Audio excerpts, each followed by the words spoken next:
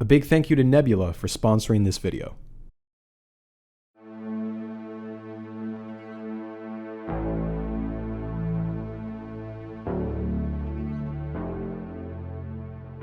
It is November 2005. Dr. Gerald Shatton has just pulled out of the World Stem Cell Hub. 1 month from now, he'll ask for his name to be taken off the groundbreaking paper that he had written with his close friend, Dr. Hwang Woo-suk, a man he had once called his brother. In just a matter of weeks, Hwang's entire career will have fallen apart. To find out why this happened, we need to take a step back. Anyone who's worked in a job where they say, "We're like family here," knows that that's just an excuse your boss uses to guilt you into overworking, to pressure you into doing things that may or may not break a labor law or two. Dr. Hwang had, on several occasions, referred to his lab employees as one big family. It was part of his mythos. Hwang was the Korean Elvis, a humble, hardworking superstar scientist who many thought could win the country its first ever Nobel Prize. A man who was already in children's school textbooks. A man whose work the president had described as more like magic than technology. And it was this celebrity status that allowed his lab to operate unconventionally. If Hwang's lab was a family, then Hwang was the domineering father figure. A love-hate relationship between him and his nearly 125 researchers. When you examine the inner workings of that lab, it's here where the benevolent mythos collapses. Although the photo ops would lead you to believe otherwise, Hwang wasn't doing the nitty-gritty lab work himself. When it comes to this tedious manual labor, it's pretty much a given that it will be carried out exclusively by junior lab members, who were eager to impress Hwang with their dedication. Furthermore, Hwang himself was affiliated with Seoul National University, inarguably the most prestigious school in the entire country. And yet, he recruited upwards of 60% of his researchers from less prestigious schools. Some have argued that this was a deliberate tactic by Hwang that gave him further control. He knew that these researchers would be more desperate to succeed. In a society where institutional hierarchies is particularly important, working themselves to death in Hwang's lab was seen as a way to prove their worth, as a way to elevate themselves beyond their less than prestigious diploma. He worked them to the bone in brutal conditions. Quote, "The researchers needed to go to the slaughterhouse by 5 a.m. every day. Their monthly salary was less than 500 pounds. The slaughterhouses were full of screams and flooded with blood." It would later be revealed that Hwang lacked any hands-on experience with his famous chopstick technique. Instead, he directed his army of obedient researchers to do all the heavy lifting for him. One anecdote recounts him calling early in the morning from the temple he regularly attended, and gave his workers vague commands without any clear instruction. One researcher openly mocked this exchange, saying, quote, "Maybe the spirit of Buddha has inspired him again." The toxic parent and child dynamic even extended to the way he disciplined his students in humiliating ways. Hwang, in his own biography, recalls 2 occasions where junior lab members were punished for what I feel like are pretty mild things. One junior researcher was severely admonished because he was 30 minutes late to work, even though he had a fever. On a different occasion, a postgrad student who drove his fancy Peugeot to campus was privately threatened to be banished by Hwang because the car was seen as flaunting his wealth. Both individuals were forgiven only after they profusely apologized with tearful faces. Hwang's lab even had a catchphrase. It went like this: Monday, Tuesday, Wednesday, Thursday, Friday, Friday, Friday. Hwang liked to joke that their stem cells wouldn't stop working on the weekend, so why should they? No holidays, no breaks, just progress. The lack of any social life had even led to several of his researchers marrying each other, because, after all, when else would they have time to meet anyone? One big, happy family. But none of this was controversial, certainly not out of the ordinary in South Korea. Rigid hierarchies in the workplace, long hours with few breaks. This dedication was a source of pride for Koreans. Hwang and the media had built up this mythos that it was specifically because of this diligence, this tedious manual labor, that Korea had become the world leader in stem cells. And many Western scientists had just gone along with this narrative. This was a necessary set of sacrifices if it meant pushing the field forward, potentially saving millions of lives down the road. None of this would bring down Hwang.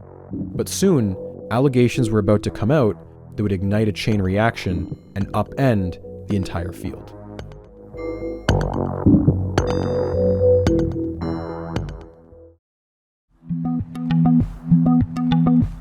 Stem cell cloning via SCNT is notorious for its low success rate. and for years it was thought that cloning human embryos was impractical because it required far too many egg cells.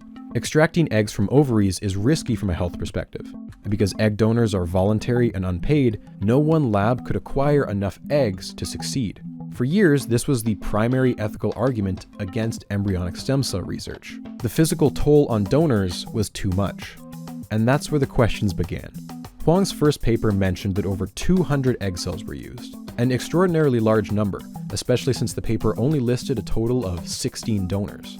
Around the publishing of the paper in February, WomenLink, an organization that represents women's health rights, and the Center for Democracy in Science and Tech both made allegations that Hwang couldn't have acquired that many eggs through legitimate means. They were worried about the commodification of human egg cells, of women being turned into egg factories, that Hwang may have been illegally paying women to donate their eggs. Paying for egg donations is controversial, to say the least. The moral issue here is that women who are financially disadvantaged are more likely to donate if they're paid, putting themselves at risk when they otherwise would not have taken part in the procedure. It's the same reason people aren't paid to be organ donors, because the less wealthy would be taken advantage of in such a system. The key difference is paying for organ donations is flat out illegal in almost every country. Paying for sperm and eggs, though, really depends. In countries like Canada, France, and Australia, donors are compensated for lost wages and medical expenses, but it's illegal to offer payment beyond that. In places like the US, UK, and Russia, there are no rules for how much a donor can be paid. So what was the law in South Korea? The answer, yet again, is it's complicated. Paying for eggs was illegal under South Korea's new Bioethics Act. Not even medical expenses and lost wages were compensated. But this was a recent change. Technically, when Hwang was researching his 2004 paper, it wasn't yet illegal to purchase eggs in South Korea, because the law only came into effect on New Year's Day 2005. Remember, there was a sneaky one-year buffer period added to the law at the last minute. However, the law had passed in the National Assembly, and there was an unspoken understanding that all researchers should stop paying for eggs way ahead of time. The 2004 paper very explicitly claims that none of the 16 egg donors were paid. So, putting aside the fact that there was a weird legal gray area, if this allegation was true, then the paper was lying, and that was a story still worth investigating to clear up any confusion. By March 2004, the Korean Bioethics Association assembled a committee to look into the issue and see if any conflicts of interest were present.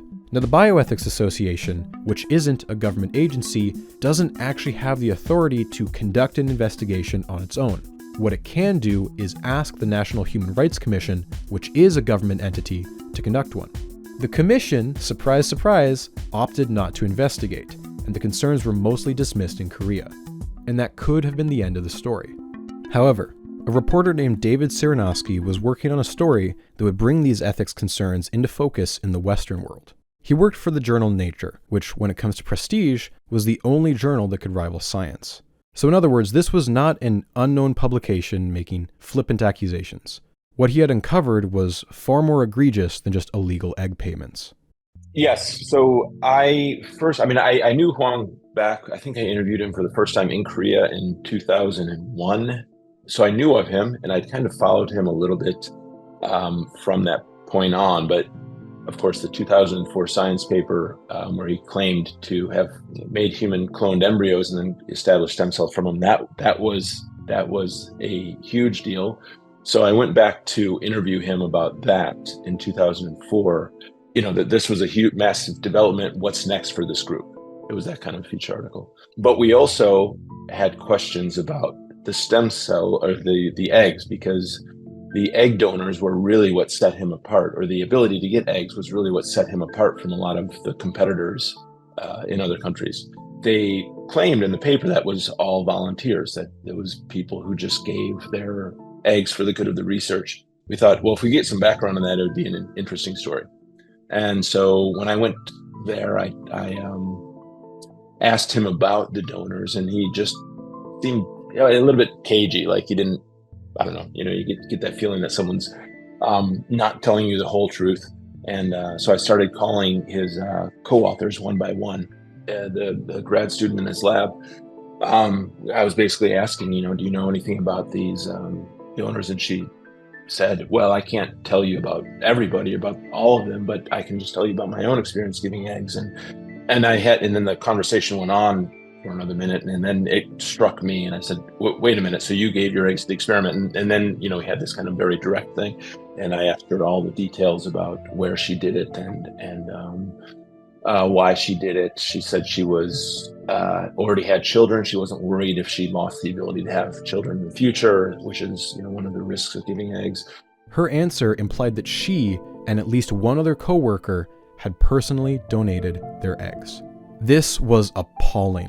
Coercing a subordinate to undergo an incredibly risky medical procedure is, I cannot stress this enough, reprehensible, a complete violation of ethical boundaries, a practice that had been banned for years by the internationally recognized Declaration of Helsinki.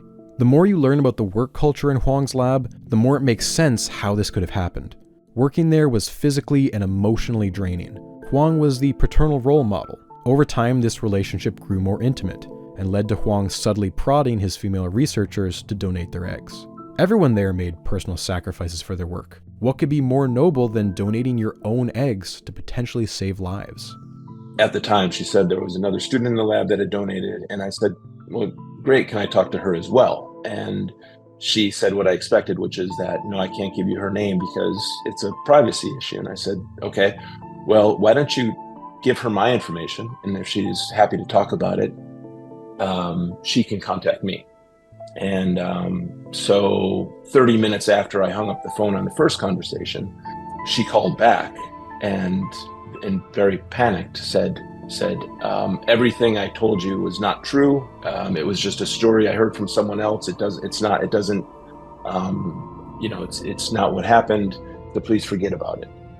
And I assume what happened was that she did, as I asked, give the message to the other student.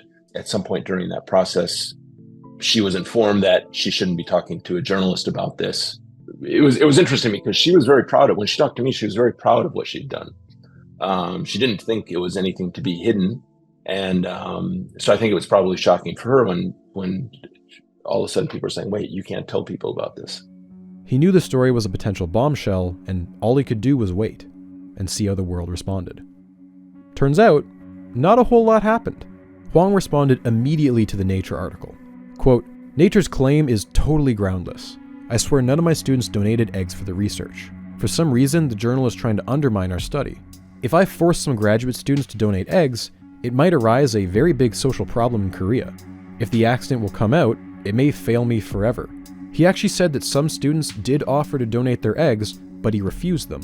He offered no evidence for his side of the story, citing patient confidentiality, only mentioning that he checked the informed consent forms of the 16 donors, and his students' names were not among them.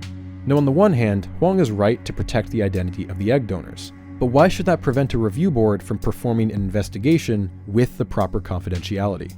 This very well could have and should have been done, but never took place. Park Ki-young, the presidential advisor we met previously, took it upon herself to shut down any possibility of an investigation, stating that all the ethical issues had already been settled when Dr. Hwang published the paper in Science. Again, a statement backed up with no hard proof. But that was basically the end of the story in South Korea.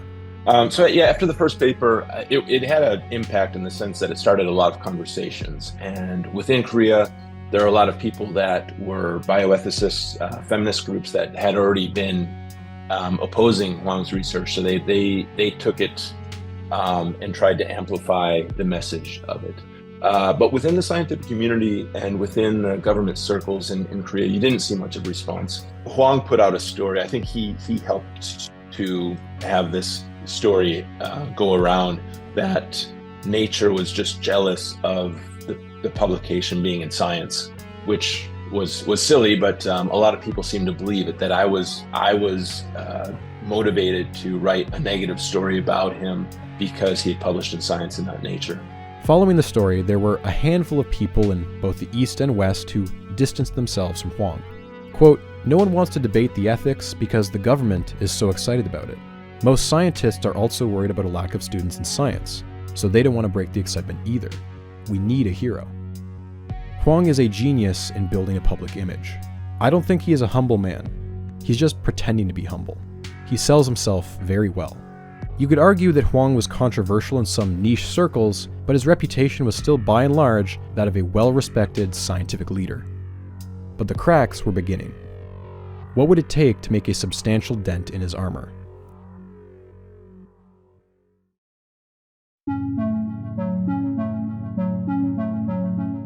Dr. Ryu Yoongjun joined Hwang's lab in 2002. Ryu is a bit of an exception for Hwang's team. You see, out of all of the authors on the 2004 paper, he was one of the few human doctors. Everyone else were trained as veterinarians. Because of his experience, he ended up as the second author on the 2004 paper. He was such a critical member of the lab, he was even nicknamed Little Hwang.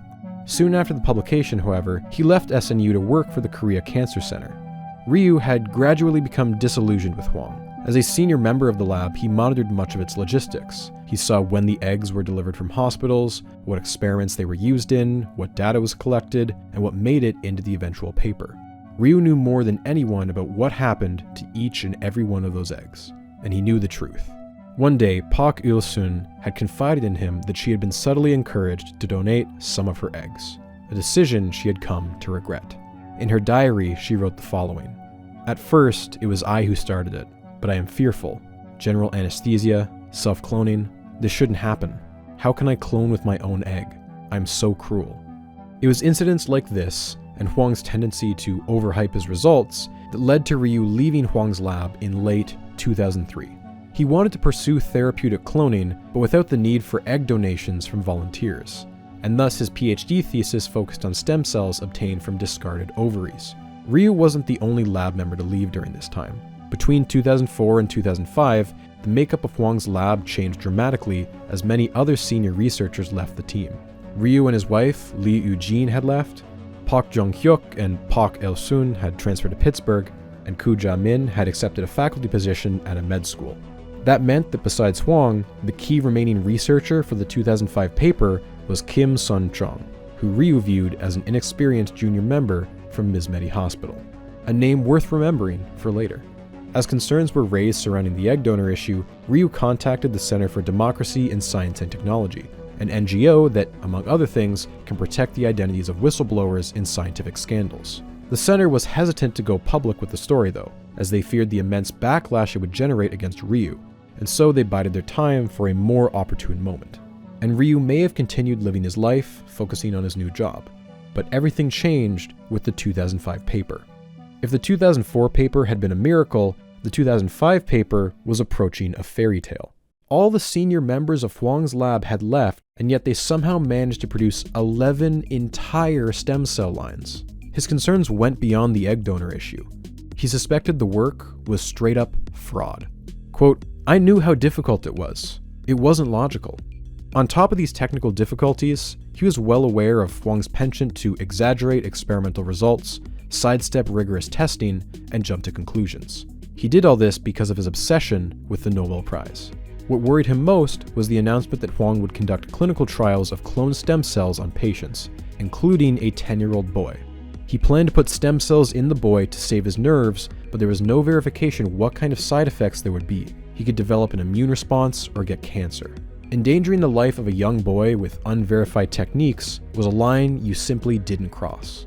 And so on June 1st, Ryu made an anonymous post to an internet message board, claiming that Hwang's team must have paid for eggs and that there was a good chance that the paper was fake. The message board belonged to a well-known TV network, MBC, which hosted the program Producer's Notebook. Producer's Note is an award-winning investigative reporting show. Among its most well-known stories are exposing an illegal government surveillance program that landed the head of the intelligence service in jail, as well as prompting wide-scale protests against the import of US beef.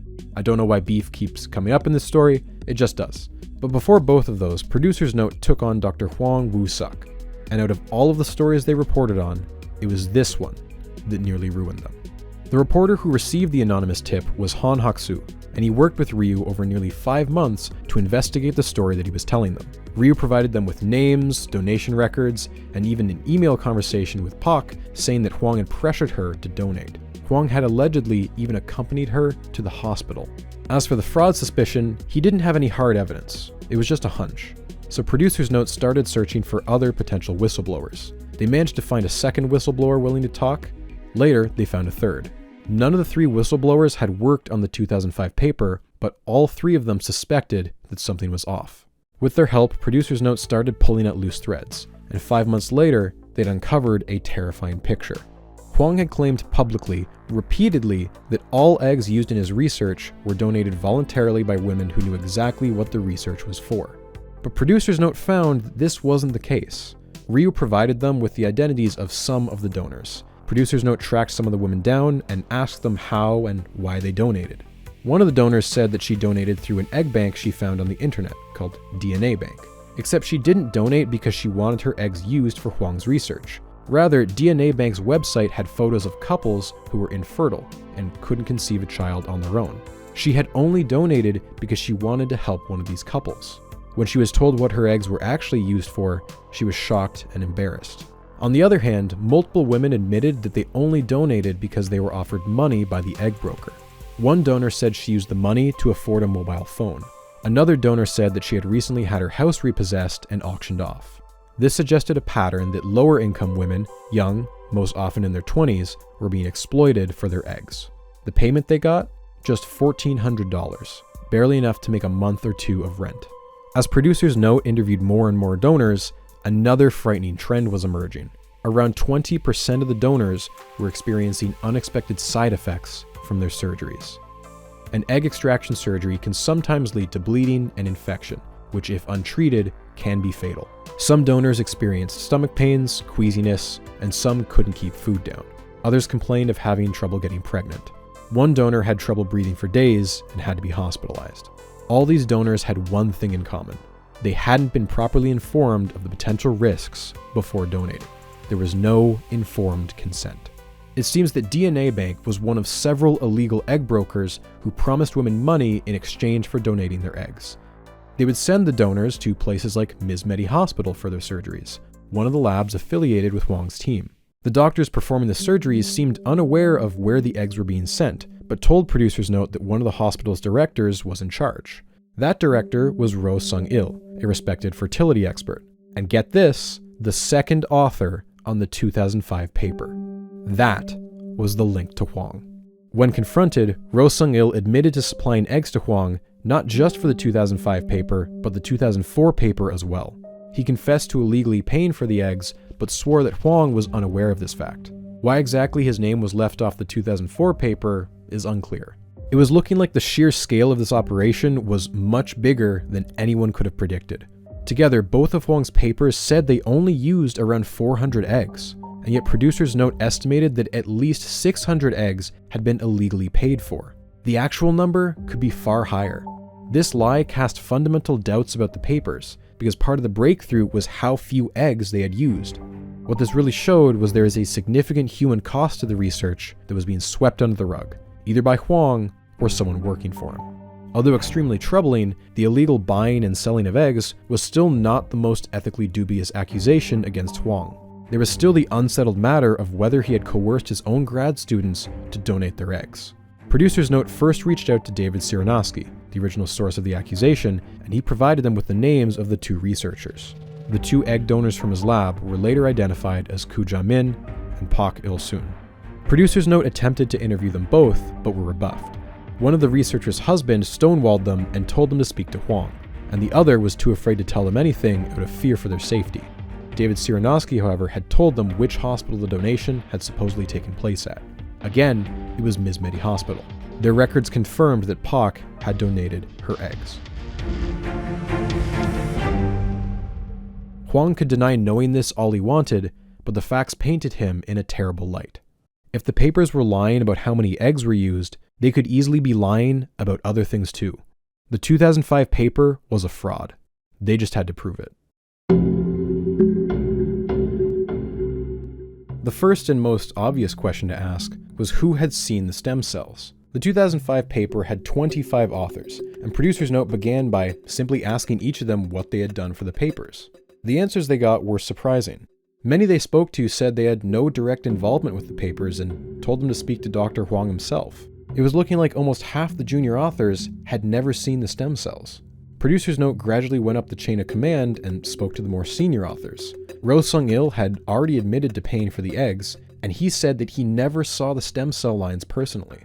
The second author on the paper had never seen the stem cells. That's a little shocking. Next was the big American fish, Gerald Shatton, who had this, frankly, quite embarrassing response.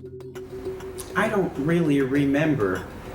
You must understand that when I come to Korea, I leave my brain somewhere over the Pacific Ocean because it is 12 hours difference. I can't tell you if I saw 8 out of the 11 or all 11 or even all 12 because I recall seeing the original one from the first paper. So maybe the better question is, where are the stem cells right now? They had to exist somewhere because Hwang had been granted patents for his work, which would only be allowed if he deposited the stem cells in an internationally registered cell bank. Producers Note managed to track down the cells used in the 2004 paper, but were not able to find any for the 2005 paper. It was beginning to look like the second set of stem cells never existed. The major claim of the 2005 paper was that Hwang's team had created 11 stem cell lines, each of which corresponded to a specific patient's DNA. So of course, as part of the paper, they included genetic testing that confirmed the stem cells matched the patient's. That meant that whichever lab did the DNA testing, maybe they saw the stem cells. But no, Hwang hadn't sent the stem cells to the DNA testers. He had just sent 2 samples of DNA, one from the patient and one which supposedly came from the stem cells. On its own, this is meaningless because both DNA samples could just be from the patient, so of course they would match. There would be no way to tell. The next place to check was the lab that had tested the immune response of the cells. But as the tester explained, they received the samples in a form that made it impossible to verify whether they were looking at stem cells or just normal cells. This was a pattern, 2 separate tests that may have been faked by using the patient's cells instead of the stem cells. There was another place the stem cells would have been tested, and unlike the DNA or immunoresponse, you couldn't fake this one. One way to verify that you've created stem cells is to implant them into mice, specifically skid mice, a type of mouse that lacks an immune system. If successful, the mice grow a benign tumor called teratoma. This teratoma is a collection of human cells. If you dissect it, it should contain multiple types of differentiated cells, confirming that you injected stem cells. To be clear here, teratoma can only grow from stem cells. In the 2005 paper, he claimed that of the 11 stem cell lines, 7 successfully formed teratoma. So at some point, they tested on skid mice. Where was that lab? Someone on the team must know. Producers Note went back and asked the entire team, including Hwang himself, and every answer led them down a complete goose chase. Hwang would tell them a specific researcher was involved in the paper, only for that researcher to say, "What? I have no idea what you're talking about." Have Professor Hwang, Kang, or Lee Byung-chun ever experimented with the skid mice here? Am I allowed to say this? They never brought the mice to this lab. So, you mean Professor Hwang has never experimented with the skid mice? Never. Not with the mice. After months of interviews, Producers Note had finally found one concrete person who had seen the stem cells. Kim Jin-mi at Mismedi Hospital claimed that she had run experiments on 3 of the 11 stem cell lines before quickly changing her story to 2. Only 2 cell lines were accounted for. When looking at the paper, an obvious clue was staring them in the face. There were pictures of the cells. Someone had to have taken those pictures. Who were they, and where were they? The answer to where was apparently Pittsburgh, as several more of Hwang's staff had transferred there to work under Shatton. And the man behind the camera was the junior researcher Kim Song-jung, a name I told you to hang on to. Producers Note flew out to interview him and a few others. When they finally sat down with Kim, he's visibly nervous. In the interview, you can hear him hesitate to answer questions. He wants to move to a more private area. He asks if he's being filmed. The interviewer does not answer. Next, something questionable happens. The interviewer implies that Hwang is under criminal investigation, which isn't true. The interviewer says that if Kim cooperates, it will help protect him from being criminally investigated too. The underhanded interview tactics work, and Kim finally answers what should be a simple question. Why were there 3 published pictures of teratoma, but only 2 stem cell tests were ever performed? He said that he had taken several copies of the teratoma pictures. Hwang, when writing the paper, must have treated the copies like an additional stem cell line, inflating 2 to 3. Although bad, this could still be explained away as a mistake, and not fraud. But Kim wasn't done. The most damning admission came next. I took staining pictures of 11 stem cells with 3 lines. Did you just say you made 11 stem cell pictures with only 3 lines? Yes. Who ordered you to make 11 pictures out of 3 cell lines? Professor Hwang did. Did he give you a direct order? Yes. 9 of the 11 stem cell lines were simply fabricated from the other 2. It was fraud. But was it a total fraud? Were those final 2 legitimate stem cells? The whistleblower, Ryu, suspected that Hwang had ordered someone at Mizmedi Hospital to use IVF to produce stem cells and pretend they were from SCNT. This was a clever plan, because SCNT and IVF stem cells are difficult to tell apart from just photos alone, even by experts. But remember, IVF uses sperm and an egg, which combine to produce an embryo with 50% of its DNA from each. SCNT would produce a clone. The DNA should 100% match. The only way to tell for sure was a DNA test, and Producer's Note was going to do just that. However, when they requested DNA samples from Hwang, he said he was unable to find them, that he, quote, forgot where he put them. Classic response.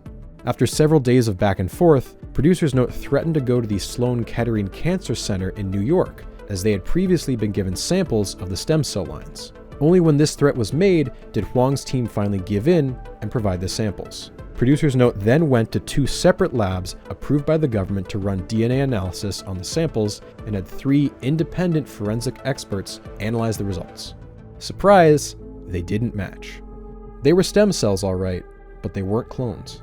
They had him dead to rights. Producer's Note had the story of the decade sitting in their laps. All they needed to do was go on air. But first, something else happened. Gerald Shatton had just publicly cut ties with Hwang. The House of Cards was going to fall sooner than expected, but not in the way you might expect.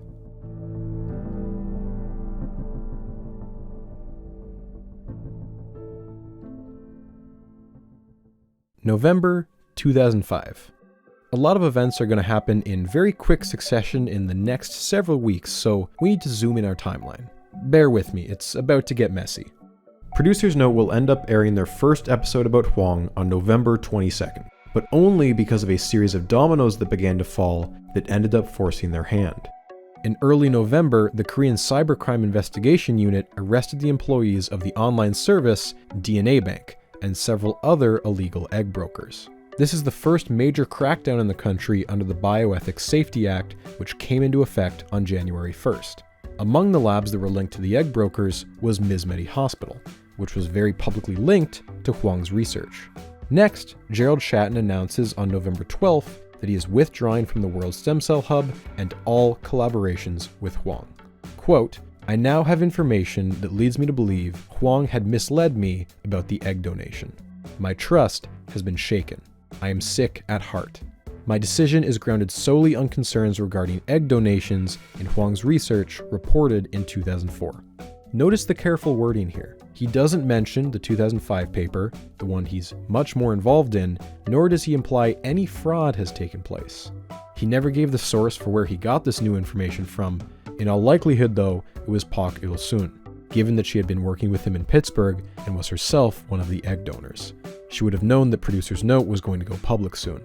Shatton's withdrawal from the World Stem Cell Hub almost immediately killed it. International labs that had expressed interest one by one began to withdraw their support. Shatton's withdrawal leads to intense media coverage that puts a lot of pressure on Hwang and his team. Apparently, it was too much for at least one of the collaborators. Ro Sung-il, who we met earlier, had already confessed on camera to Producer's Note about the egg trading. To get ahead of the story, he holds a press conference on the 21st of November. He admits to supplying Hwang upwards of 1,200 eggs and admits to paying 20 donors $1,400. This critical blow to Hwang is followed up just one day later with the airing of the first part of the Producer's Note expose.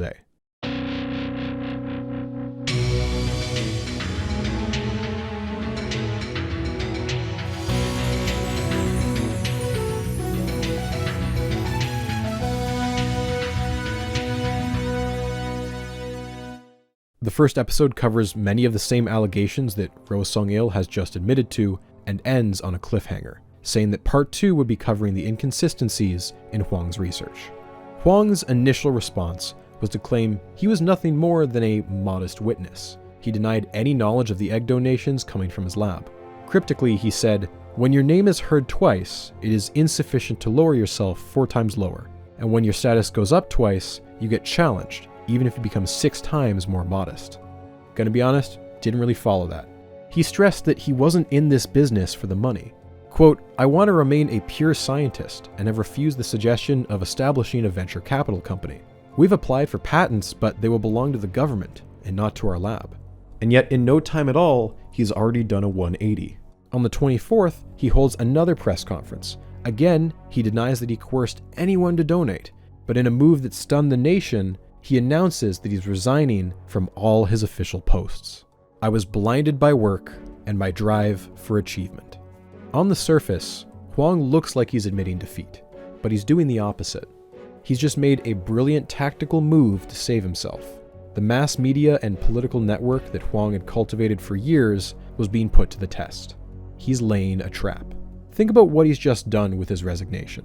On the one hand, he denies any personal wrongdoing, and yet chooses to self-sacrifice his career, all the while stressing just how important his work was. He's falling on his sword in the most dramatic way possible, knowing that the public will be outraged, not at him, but the people who put him in this situation, the people who are halting his life-saving stem cell research. Unironically, the prevailing sentiment was that Hwang had done nothing wrong. Out of a sample of 10,000 Koreans, 86% did not consider ethical issues in obtaining eggs to be a critical problem. Another poll asked whether employees in a lab context can consent to donating their eggs. A strong majority, 72%, said that it should be allowed in Korea. Even though Hwang was accused of breaking the law, many Koreans were ready to forgive him. They wanted to rewrite the law that Hwang had broken.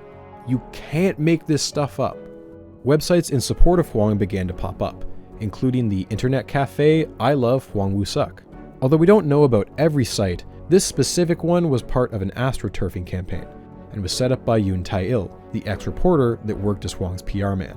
On the 26th, hundreds of people hold a candlelight vigil outside the MBC headquarters in support of Hwang, where they demand a public apology. Death threats were sent to individual reporters. Their message boards were swarmed with over 20,000 angry comments. Their phone lines were jammed with complaints. 선생님 저 아세요?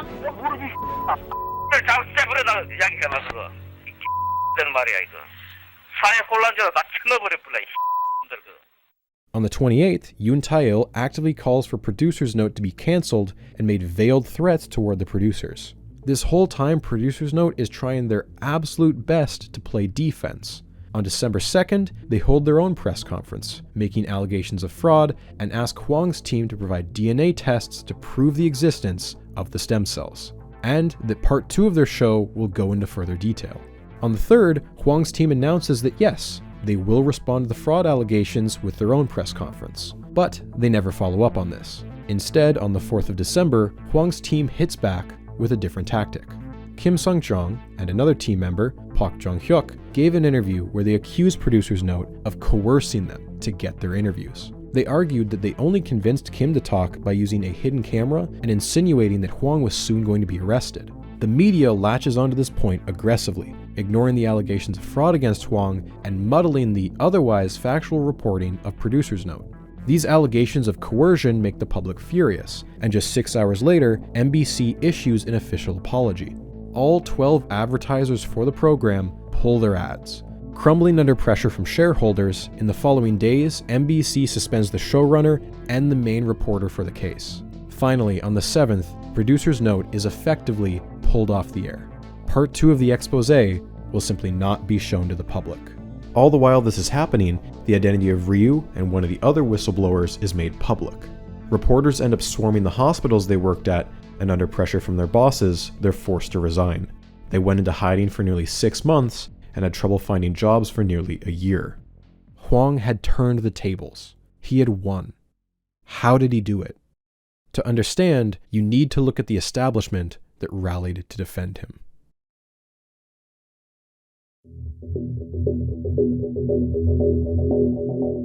There are three things in Hwang's favor here: the media, culture, and politicians.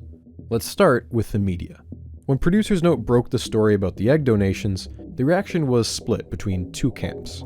There were those who were angry at Hwang for embarrassing Korea, and then there were those who viewed the egg issue as an attempt by Western nations to impose their ethical beliefs onto Koreans. This led to a split in coverage between the more progressive, anti-establishment media outlets and the more conservative, nationalist outlets. MBC, the network that hosted Producer's Note, had a well-known progressive lean.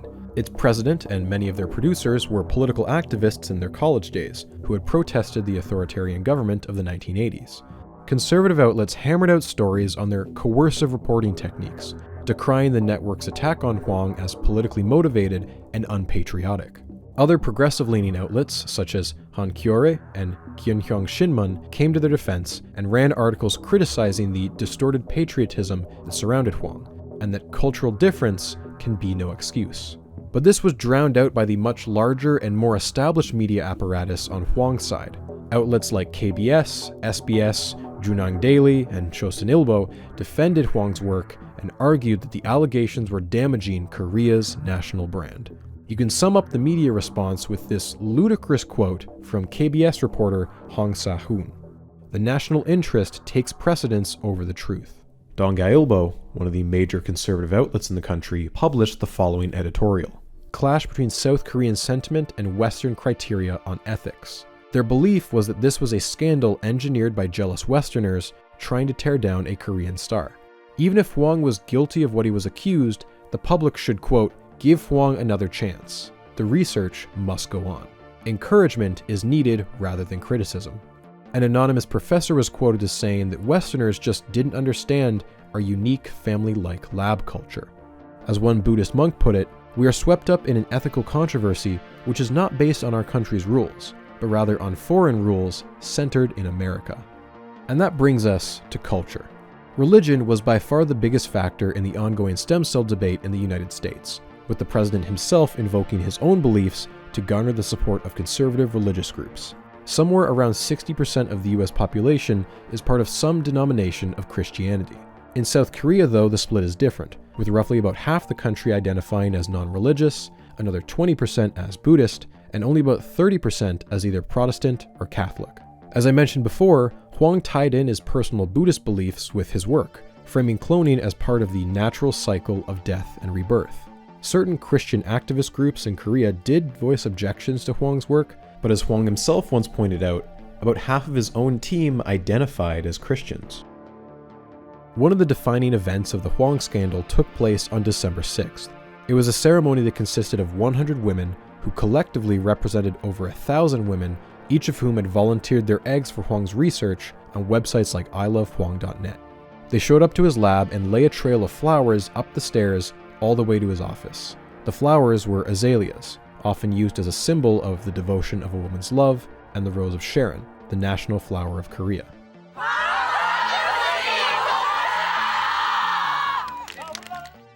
In the words of one of the demonstrators, "I finally made a decision to donate my eggs for my sister who suffered from leukemia. I hope many people participate in egg donations because it will help to save other people's lives." It's easy to look at this from the outside and be appalled that so many people could still support Hwang after all that he's done. But at least to me, it's clear from statements like this that it's not so much Hwang the public supported, but the future and the hope that he represented, that by donating their eggs, they could help save their family members. That's the lie he sold them on. There's an additional factor at play here that needs to be addressed. Many of the women volunteering their eggs were in their late 30s and 40s, which unfortunately is too old for the types of experiments involving stem cells. This is also an age bracket of women who, both in the East and West, are often looked down upon because they're viewed as past their prime. Many of the letters the women wrote were self-deprecating, using phrases like, "however meager I am." To quote one commentary on the scandal, "Due to the nuclear family-centered lifestyle, Korean society shows very low tolerance of the infertility of married women. Infertility has not been understood as a difference, but as an abnormal deviation. Infertile women have often been socially disgraced and described as disabled." With this perspective in mind, you can see why some might view donating their eggs as a way to make up for the fact that they weren't able to produce children. There's a lot of misogyny at play here, which was evident from the way the media covered this part of the story. One panelist on the popular broadcast 100 Minutes argued that the practice of donating eggs should be legalized, but only if A, an unmarried woman's parents approve of it, or B, a married woman's husband approves of it. That's how bad it was. By now, the identities of the 2 egg donors from Hwang's lab had been made public as well, opening them up to harassment. Koo Ja-min maintained that she stood by her decision to donate, and was glad her eggs could potentially save lives. Pak Il-soon, on the other hand, had dropped out of the public eye as soon as Shatton denounced Hwang. Later, she applied to become a permanent resident of the US. Some in the public began to argue that any woman accepting money for their eggs was dishonorable, no better than a prostitute. Quote, "Those bitches wanted to sell their eggs just as they sell their body. It was their choice. Then why the hell blame our Professor Hwang for that? Why are they creating all this fuss after they sold their body parts?" And finally, we have the politicians. On December 6th, 43 politicians from multiple parties came together to express their continued support for Hwang, stating they would do whatever was necessary to allow him to continue his work. It is absurd that journalists attempt to re-examine Professor Hwang's work. It's no different from a simple lawmaker like myself that tries to reconfirm his work. The world-renowned scientist Hwang made the paper, and it was confirmed and published by the world-famous magazine Science. Since the magazine has accepted the paper, who would dare to reconfirm the work? Both the ruling and opposition parties called for the Korean Broadcasting Commission to investigate Producer's Note for the alleged ethical breaches in their reporting. 2 female politicians even stated their intention to donate their eggs for his research.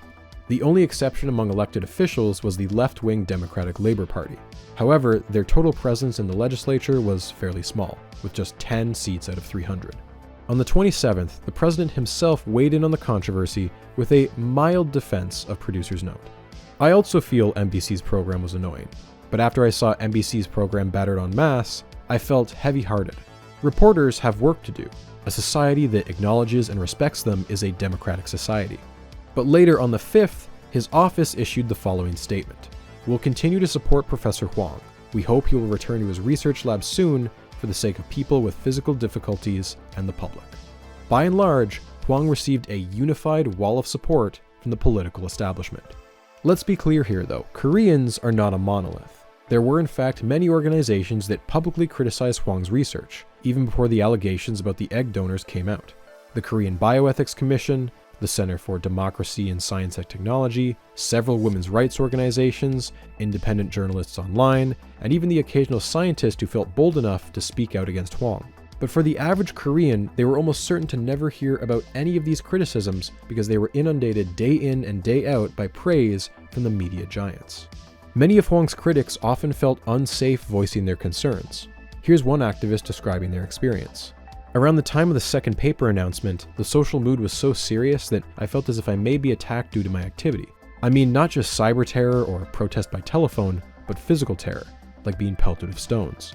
If the only allegations against Hwang were the illegally acquired eggs, who knows what would have happened." Producer's Note had only aired part 1 of their expose, and hadn't been able to share their fraud allegations in full before getting cancelled. It looked like that was the crushing end of the saga. But then, at 5:28 a.m. on the 5th of December, an anonymous post is made to an online message board. And the title read, "The show must go on."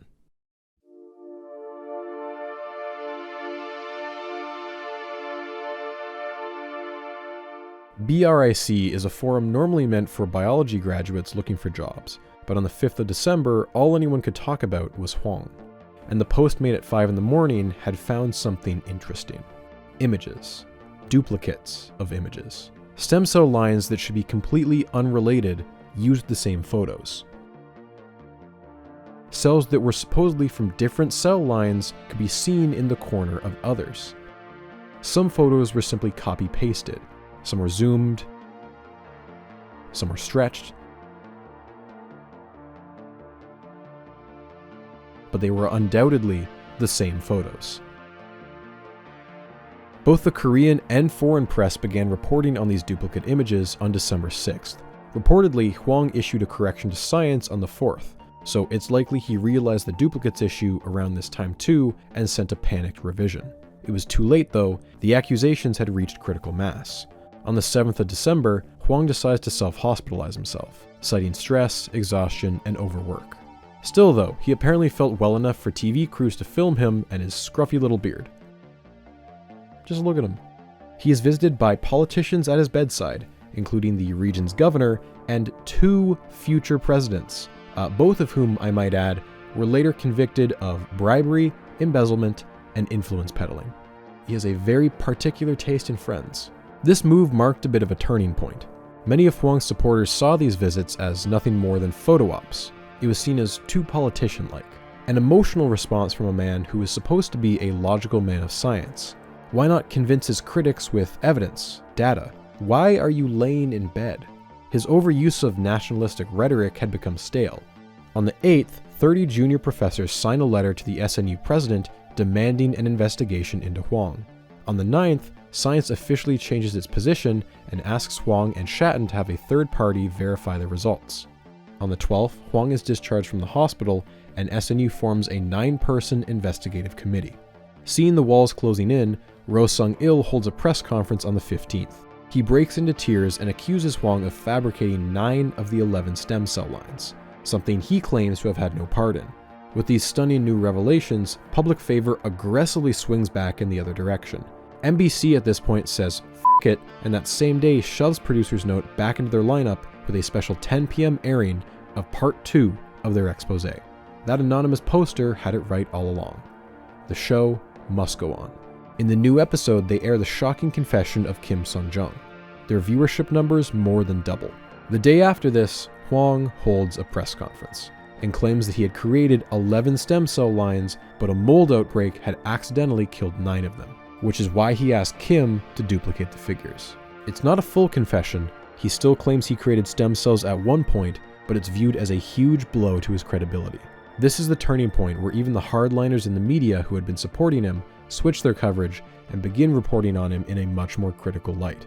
Up until this point, all of the fraud accusations concerned the 2005 paper, but during SNU's investigation, they also found evidence that the 2004 paper was not genuine either. In particular, an embryo derived from one donor was mistakenly labeled as being from a different donor. But besides this mistake, this cell line had its DNA testing faked. Furthermore, the photos of this cell line were replaced in the final paper with better photos of a completely different cell line, and test results were also changed to make it look better. SNU wraps up their investigation on January 10th, at which point they announced that both papers were fraudulent and Science proceeds to retract them unconditionally. His stamp was immediately removed from circulation and his title of Supreme Scientist was revoked. This was followed by the resignation of Science advisor Park Ki-young, who also happened to be one of the co-authors on the 2004 paper. In the aftermath, several politicians admitted that Hwang had made donations to their political campaigns. That same day, Producer's Note has another victory lap, and they air a new episode. In it, they investigate Hwang's early cloning attempts with his cows and tigers. What they find is a suspicious lack of record keeping. No DNA testing, missing samples, and witness testimonies alleging that some cows were mislabeled as clones, and some tiger surrogates weren't even pregnant. Not enough evidence to fully disprove them, but enough to cast significant doubt. Was Hwang's entire career a fraud? Not entirely. The most shocking thing, to me at least, was that SNU's investigation confirmed that Snuppy, the world's first clone dog, was in fact genuine. It's bizarre. On January 12th, hey, guess what? It's another press conference. Hwang refuses to admit that he's guilty and instead blames his team members for lying and attempting to sabotage him. He begged for 6 months to prove once and for all that he could clone human stem cells. But it was too late for him. Government prosecutors raided his home that day to collect evidence. As Hwang still refuses to admit his guilt, his most hardcore fans continue to protest. One incident involved protesters physically beating SNU's research director. But the worst incident was when a truck driver burned himself alive in protest. For the most fanatical of Hwang's ever-dwindling supporters, they were clinging onto the idea that Hwang was a victim of an elaborate conspiracy. A conspiracy to smear Hwang's good name and steal stem cell technology that belonged to Korea. These conspiracies ranged from being anti-Japanese, anti-American, and lots of anti-Semitic rhetoric aimed at Shatton in particular. Considering that Hwang's closest American collaborator went on to denounce him, and many of Hwang's team would later transfer to Pittsburgh, it's easy to see why an anti-American conspiracy was popular. If this feels familiar, let's not forget the earlier story of Benjamin Lee, a successful Korean scientist who was quote-unquote brought down by the American empire. America has a lot to answer for with respect to Korea, but Hwang's downfall is not one of them. The saga finally calmed down on March 6th, when Hwang publicly admits that he ordered 2 researchers to fake data in his 2005 paper. His license to practice stem cell research was revoked later that month, and he's fired as a professor on the 20th. The ball was no longer in SNU's court. On May 12th, Hwang was officially indicted on the charges of fraud, embezzlement, and a violation of the Bioethics Act. The trial would be a long one. 3 years and 4 months, 43 separate hearings, 60 witnesses, and 20,000 pages of documents.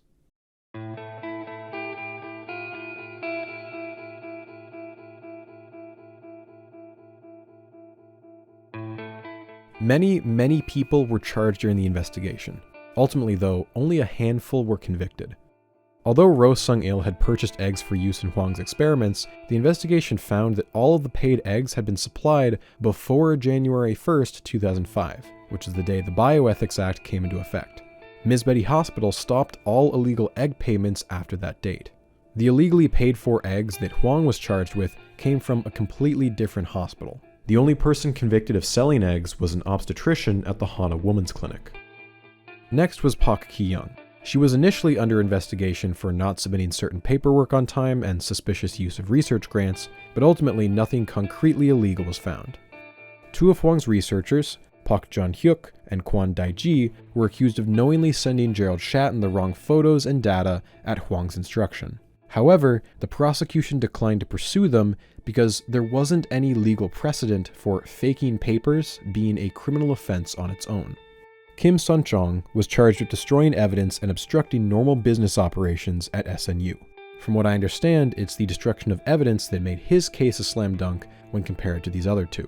The head prosecutor noted, though, that as a junior employee, he could not have been entirely responsible for the demands being made of him. He blamed the strict Korean lab culture, which leaves junior researchers powerless to refuse unethical demands by lab heads. In light of these facts, he was given a 2-year suspended sentence, meaning if he behaves himself on a 2-year probation, he won't serve jail time. 3 other defendants, Yoon Hyun-soo, Lee Byung-chun, and Kang Sun-kun, were associates of Hwang who worked at SNU and Hanyang University, and they were charged with embezzling from state funds and grants. The latter 2 were convicted and fined around $24,000 and $8,000 respectively. I don't know, this is just me, but if you embezzle state funds meant for life-saving research and your punishment is the equivalent of a Toyota Corolla, it's not much of a punishment. Before we get to Hwang, we have one other key player who was in hot water, just on a different continent. Gerald Shatton came under a lot of scrutiny at the Pittsburgh Medical School for his role in the Hwang affair. On the 10th of February 2006, he was cleared of research misconduct, but he was charged with research misbehavior, a distinction that serves as an embarrassing stain on his record, but which does not come with any concrete punishment. While the investigation found several instances where Shatton showed extremely poor judgment and should have been more critical of Hwang's team, the board ultimately found that because none of the experiments or data were generated in Pittsburgh, he was off the hook. They did scold him for being, and I quote here, disingenuous in harping on strict definitions of writing and senior author. Either he was involved enough in the experiments to warrant such a title, or he was inflating his role artificially for clout. It's one or the other. Finally, though, we have the man himself. While awaiting his trial, Hwang continued to play into his old public perception as a humble, devout man. He had spent 5 months largely in a monastery. A Buddhist monk announced that 3 generous donors had raised $65 million for Hwang to continue his research. Even with a looming criminal trial, there were still diehards willing to throw money at him. In 2008, Hwang even had the audacity to submit grant proposals to the government to continue his research, and the government replied with, "No, fuck off." Although not part of the initial controversies that ended up bringing him down, Hwang's criminal trial would end up revolving quite a bit around money. Turns out, he had been actively laundering money. It's like a hat trick, but with white-collar crime. Hwang had received millions of dollars in both public and private grants, and mixed both sources of money into his personal bank account. Why was he mixing funds? Because government grants are legally subject to bioethics reviews, whereas private grants are not. He would regularly launder money by withdrawing funds from his account in cash, put it into bags, and then deposit it into up to 63 other accounts, all of which use the names of his employees or family members. Buddy, what are you doing? As a cover story, he falsified tax statements that said he was using the money to purchase pigs and cows. Even after the full investigation, nearly $2.8 million remains unaccounted for out of a combined total of $22.6 million. Hwang made dozens of suspicious payments in the late days of the scandal. Several tens of thousands of dollars to Gerald Shatton, a $27,000 car for his wife, $55K to politicians, $14K to business executives. He also personally paid $30,000 to 25 egg donors in 2005 after it had been made illegal. In the end though, although Hwang was convicted on both embezzlement and the illegal purchase of eggs, he was not convicted on fraud. To be clear, there are two separate definitions of fraud here.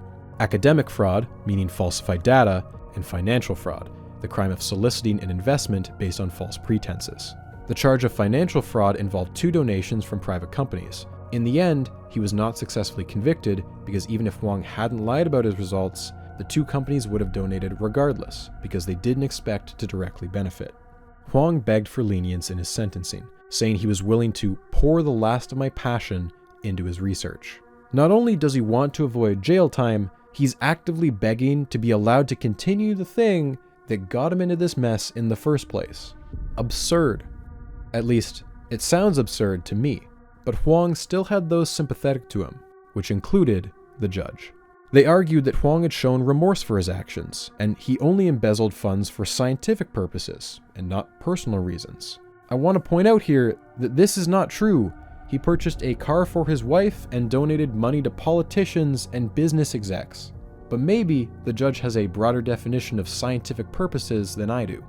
The judge said that so long as he didn't reoffend for 3 years, he would avoid jail time. This probation was later appealed and further reduced to 1.5 years.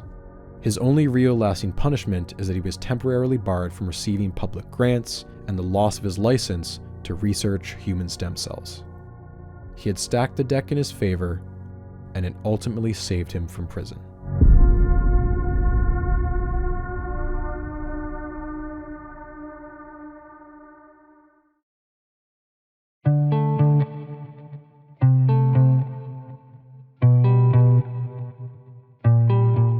As always, I've got good news and I've got bad news. By the end of George W. Bush's second term, public polling had shifted in favor of stem cells. In 2006, Bush used his first ever presidential veto to stop a bill that passed Congress, allowing funding of embryonic stem cell research, and he had to do it again a year later. But it was a last-ditch effort to delay the inevitable. As soon as Obama took office in 2009, he immediately reversed the ban. South Korea, in the meantime, underwent a multi-year process to amend their bioethics law in order to prevent another Hwang scandal from ever happening again. There had been a systemic failure of the internal review boards that should have caught Hwang in the act. The review boards were critically understaffed and lacked relevant qualified professionals, and the work schedules of the members meant that insufficient time was given to each case. There were conflicts of interest between the board members and the investigators. Even when the board would request documentation from Hwang, the documents would simply never get delivered, only for the board to give a stamp of approval anyway. In the case of SNU's review board, Hwang was personally responsible for appointing people to the board, and it turns out he appointed people without even letting them know, such that they never showed up to meetings. But the biggest failure of all was that the review boards did not provide hundreds of egg donors with true informed consent. In total, Hwang used 2,221 eggs, far more than the 400 he said he used in his 2 papers. By lying about the exact number, Hwang had falsified a far more optimistic success rate and hid the actual human cost of his research, which was 121 donors, 2 of whom were his own employees. Women who were lied to about how their eggs would be used and the potential risks of a serious medical procedure. In at least 29 cases, there was no informed consent at all. It was reported that 1 out of every 5 donors were now suffering negative side effects. 2 of the egg donors attempted to sue Mizmedi Hospital, Hanyang University, as well as the government, but the case was thrown out in 2009. The Bioethics Act was amended 5 times in 3 years following the scandal, with some of the most important changes being the following. Number 1, the Minister of Health, Welfare and Family must investigate and support the ethical review boards. 2, egg donors must undergo strict health screenings and can only donate 3 times in their entire lives. And 3, egg donors can now be compensated for lost wages and medical expenses incurred by any medical procedures. But the biggest headline here is that with Hwang's license revoked, embryonic stem cell research was effectively banned throughout the entire country. In the years since then, only one group was given approval to work with human embryos, Dr. Lee Dong-ryul's group at CHA. But even they could only use extra embryos left over from IVF procedures. Unfortunately, those embryos are typically frozen, making them even less useful for creating stem cells. In an ironic twist, Dr. Lee's group would go on to partner with a California-based lab, which was allowed to use eggs directly from donors. Eventually, in 2014, the 2 groups proved that cloning human embryos via SCNT was possible. The irony, though, is that SCNT had been rendered largely irrelevant by a breakthrough 7 years earlier. It was a new way to make stem cells, one that didn't need SCNT or thousands of eggs. In 2007, 2 Japanese biologists discovered that you could take any adult cell, anywhere in the body, and implant 4 specific genes into its DNA. Those 4 genes would effectively deprogram the cell, reverting it back to its embryonic state. A reset that doesn't require the donation of eggs. The main ethical issue of embryonic stem cells was essentially removed from the conversation. These are called induced pluripotent stem cells. They're not perfect and still nowhere near clinical trials, but they've rapidly become the focus of stem cell research, winning the Nobel Prize in 2012. Despite several advances, stem cell treatments as a whole have not taken off in the way that many hoped they would. Even before Hwang was exposed as a fraud, many in the field felt that the media was overselling their potential. Many types of potential therapies are under active testing, but are still years away from being safe and reliable enough for the general public. Today, South Korea has approved more stem cell treatments than any other country. At least in South Korea, some credit the scandal for attracting even more public attention and funding, broadening that support to dozens of research groups. If anything, the fraud mostly highlighted the dangers of placing all your hopes on one specific scientist. Speaking of which, let's catch up with the man himself. The support for Hwang never vanished entirely. An internet poll carried out by Donga Science at the end of 2005 shows that 69% of respondents voted for give Hwang a chance again. Another internet poll from around a year later got an almost similar result. 76.8% of the 700 respondents showed sympathy for Hwang. However, as one Korean author points out, sympathy for Hwang should not be confused with support for Hwang. It is very common for Koreans to show sympathy, somewhat paternalistic, for the failure of a promising celebrity, whatever one actually did. Many Koreans reflect back on the scandal with sadness. It was a beacon of light in the dark. Because we are a homogeneous people, we identified ourselves with this one individual and overlooked his faults. Dr. Hwang was going to give South Korea the momentum to leap ahead in its position in the world. A lot of people around me feel empty now. They feel that there is nothing to look forward to. One patient, who was paralyzed in a car accident, still held out hope for Hwang's research even after the fraud came to light. I talked with him for 4 hours. He had tears in his eyes. I don't think he would mislead anybody. She passed away in 2010. In 2009, he was awarded the Chang Young-sil Memorial Foundation Award for Scientific Excellence, which he couldn't even accept in person because he was in court that day. Even after being found guilty in a criminal trial, 55 politicians wrote a petition pleading for leniency in his sentencing so that he could continue his cloning work. And continue his research is exactly what he did. Although he was barred from working with human stem cells, he went back to animal cloning and founded the private biotech company Suam in July 2006 with nearly $3.5 million raised from his supporters. 15 of his fellow SNU researchers joined him. Suam would go on to be an industry leader, producing around 300 cow and pig embryos per day and around 15 cloned puppies per month, the latter of which they charged customers around $100,000 for. In 2011, he led a team that created the first ever cloned coyotes. And in 2014, the blockbuster film The Whistleblower was released. a semi-fictionalized thriller of how Hwang was exposed. In 2015, Suam partnered with the Chinese company Boyalife to establish a cow cloning factory to produce high-quality beef. It always comes back to beef. The last time Hwang made international headlines was in 2018, when he announced that his company, and a Russian one, were partnering to try and clone an extinct Ice Age-era horse. Although this specific horse species has a remarkably well-preserved fossil, most experts expect that this Jurassic Park-style pipe dream is going to go nowhere. Understandably, the majority of cloning researchers want nothing to do with him. Yeah, he's not allowed to work with human stem cells, but many worry that working with private companies on animal cloning will simply allow him time to rehabilitate his image. As part of this rehab, Hwang has finally come around to admitting his mistakes. I created an illusion and I made it look as if it were real. I was drunk in the bubble I created. Ryu, the first whistleblower, argued that Hwang was a product of the environment he lived in. Mr. Hwang is not a peculiar person. He is a portrait of us. He shows the South Korean society as it is. Most people believe that if we play by the rules, we can't catch up with the advanced economies. Hwang is obviously the center of this story, a once beloved, deeply unethical fraudster. But he's not the whole story, because what this story shows is that there were hundreds of systemic failures at all levels of society. It's the review boards that were overworked, inexperienced, and told to look the other way. It's the media who ferociously tears down anyone who dares to criticize a popular scientist. It's the government that wants economic growth at all cost, and will draft legislation to protect its pet scientist. But I want to be clear, none of these failures are unique to South Korea. One of Hwang's most enthusiastic cheerleaders was an American scientist who attached his name to a rising star and didn't do his due diligence. It was a prestigious Western journal that defended Hwang up until the last minute.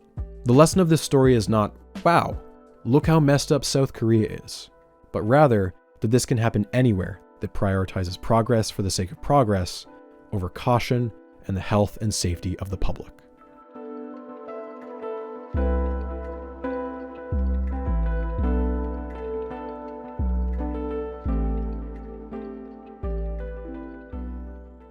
Hey, are you looking for more videos with 3D animations that tell unique stories? Well, I'd highly recommend checking out fellow creator Neo. Their video, The Unknown City, has a fantastic 3D visualization of a city, but not a real city. You see, it's an intricately detailed model that they use to demonstrate the staggering scale of the modern refugee crisis. The video combines two things I love: gorgeous animation and data-driven storytelling. It's definitely given me some inspiration for the future. And it's one of the many exclusive videos you can find only on Nebula. Nebula is the creator-owned streaming service I'm a part of alongside some of the best educational creators on the internet. There you can watch my videos and many more completely ad-free. Nebula is also the best way to view my projects early. This series was available there 2 whole weeks ahead of YouTube. If you're interested in taking a crack at video making, there's also Nebula classes, tailor-made courses by some of the best creators out there on everything from the basics of video editing to elevating your videos with great audio.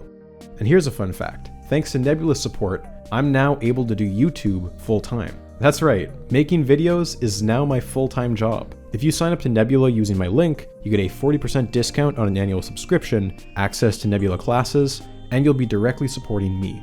A big chunk of that money goes right to me for as long as you're subscribed, and that's going to let me make bigger and better brockumentaries.